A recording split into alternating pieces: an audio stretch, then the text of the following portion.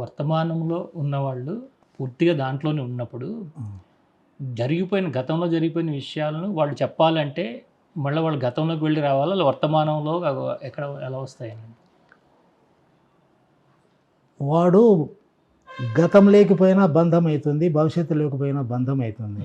ఇక్కడ ఏంటి అంటే ఇది తెలుసుకోలేరు ఎవరు. మనకు ఇప్పుడు లౌకిక జ్ఞానం పనిచేస్తూ ఉంది, అప్పుడు దైవ జ్ఞానం పనిచేస్తుంది. దైవ జ్ఞానంలో ప్రజెంట్లో ఎలా ఉండాలి, ఏమీ లేకుండా ఎలా ఉండాలి అనేటువంటిది ఆ జ్ఞానానికి దానికి సంబంధించింది. ఆ జ్ఞానంతో సాధ్యం. మనం ఈ జ్ఞానాన్ని జోడించి దీనికి సంబంధించిన వివరాలన్నీ మనం అర్థం చేసుకుంటే అది ఎట్లా సాధ్యం అవుతుంది? అంటే ఆత్మకి ఏవి అంటవు, మలినం లేదు, దీనికి ఇది లేదని చెప్పుకుంటూ వచ్చారు కదా గీతాచార్యులు. భగవాన్ మన వాళ్ళంతా కూడాను ఆత్మ నువ్వు అని చెప్తారు, నీతోనే కర్మలు వచ్చినాయి అని చెప్తారు, నువ్వే అన్ని తీసుకొచ్చినాయి అని చెప్తారు. అంటే ఏమి అంటే ఆత్మతో పాటు ఇవన్నీ ఎలాగొచ్చినాయి గతం నుంచి మనకి? ఆత్మకు రాలేదండి.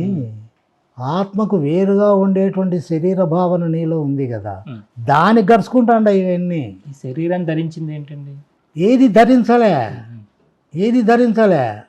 అసలు నువ్వు లేవంటానులే, నువ్వు ఉండానని నువ్వు అంటాండవు, నేను ఉన్నాను అంటాండవు. ఎట్లా అంటాండవు?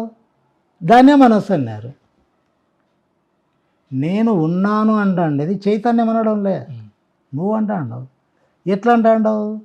శరీరం ఉంది కాబట్టి నేను అంటాండవు. అంటా ఉండే నేనే మనస్సు, అదే భ్రాంతి, అదే మాయ. అది లేకపోతే నువ్వు లేవు, నువ్వు లేకపోతే ఇంకేంది? గత జన్మల నుంచి మనం కర్మలు తెచ్చుకున్నాం అంటాం కదా. అదే అది తెచ్చుకుంటుంది, అది తెచ్చుకుంటుందండి. శరీర భావన ఉన్నందువల్ల, శరీరం కోసమే బ్రతుకుతున్నందువల్ల మంచి చెడు అనేటువంటిది అవసరం వస్తూ ఉంది కాబట్టి అది కర్మగా తయారైతా పోతూ ఉంది. కాబట్టి ఆ కర్మానుసారం మళ్ళీ జన్మ ఎత్తాల్సి వస్తూ ఉంది. అందువలన ఆత్మకు లేదు, ఆత్మ సాక్షిగా ఉంది, దానికి ఏది అంటదో అదే ఇప్పుడు చెప్పినది మనం అనుకోండేది. అది ఎప్పటికీ ఉంది స్థిరంగా అని, దానికి దేనికి సంబంధం ఉండదు. అంటే సాక్షాత్కారం అని చెప్తూ ఉంటారు కదా, ఇప్పుడు ఆత్మ సాక్షాత్కారం అంటారు కదా, ఏంటంటే అది? అది ప్రత్యేకంగా లేదండి. మనస్సు లేనిది లేకుండా పోతే ఉన్నది ఉంది అంతే, ఇంకా దాన్ని నువ్వేమని అనుకో. అది మనసు కాదు, భ్రాంతి మధ్యలో వచ్చింది పోయింది, అదేమో ఉంది. ఏదైతే ఉందో ఇంకా దాన్ని నువ్వేమన్నా అనుకో. లౌకికంగా ఉండే నేను వేరే, ఆ నేను వేరే అని రెండు నేనులు అంటారు కదా, ఏంటది అసలు? ఇప్పుడు నేను చూస్తున్నానా, చూస్తున్నప్పుడు నాలో ఉండేటువంటి మనసు కళ్ళ ద్వారా చూస్తూ ఉంది. ఈ కళ్ళ ద్వారా చూస్తున్నప్పుడు నేను చూస్తున్నాను అనేటువంటిది కలుగుతుంది. నేను చూస్తున్నాను అన్నప్పుడు మంచి చెడు ఏదో ఒకటి ఉంటుంది. కాబట్టి ఈ నేను చూస్తుంది మంచి అంటుకుంటుంది, చెడు అంటుకుంటుంది దానికి, అది కర్మ తయారవుతుంది. ఇప్పుడు చూస్తున్నా అంటే లోపల నుంచి ఈ నేను అనేటువంటిది చూడడంలే. చూస్తున్నానే కానీ నేను చూడడం లేదు అని అంటే లోపల నుంచి నేను అనేది కంటి ద్వారా చూస్తోంది కాబట్టి కర్మలు అనేటువంటివి అంటుకుంటున్నాయి. ఇప్పుడు చూస్తున్నా అంటే శవము కళ్ళు తెరిచి చూస్తుంది, ఏం లేదు. అట్లే లోపల నేననేటువంటిది లేనప్పుడు ఆ శాంతి శక్తి అనేది చూస్తుంది.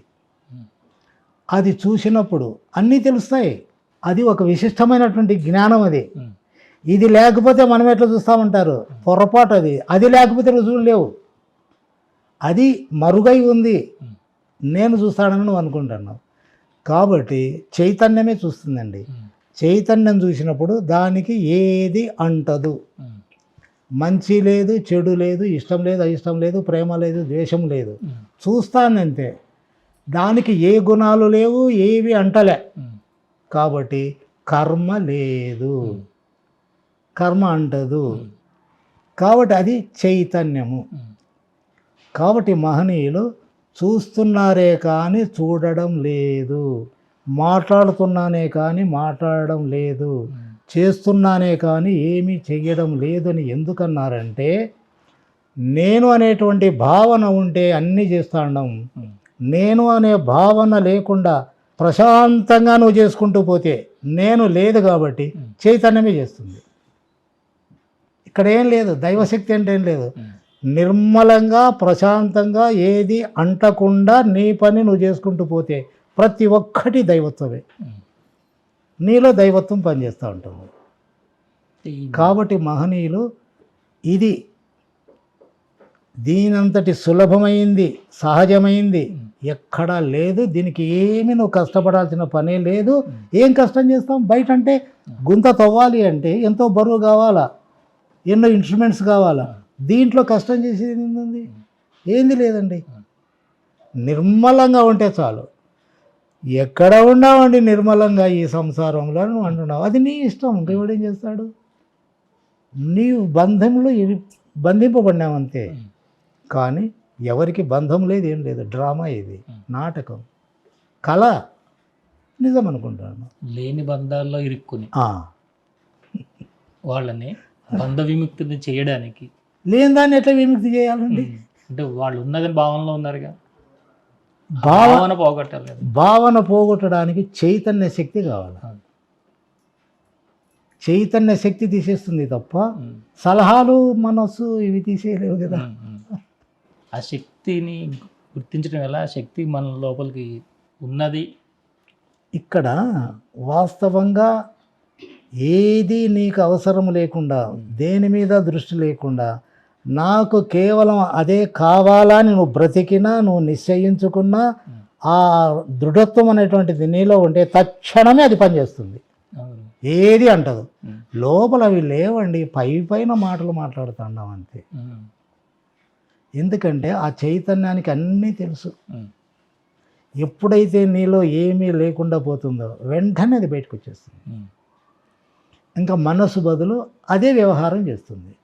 అదే వ్యవహారం చేసినప్పుడు నిరంతరం ఏ బంధాలు లేకుండా హాయిగా, మరణంలో కూడాను నీకు మరణం అనేది తెలియదు, వాళ్ళు తెలుసుకుంటారు అంతే. అంత సహజంగా సాగిపోతుంది జీవితం.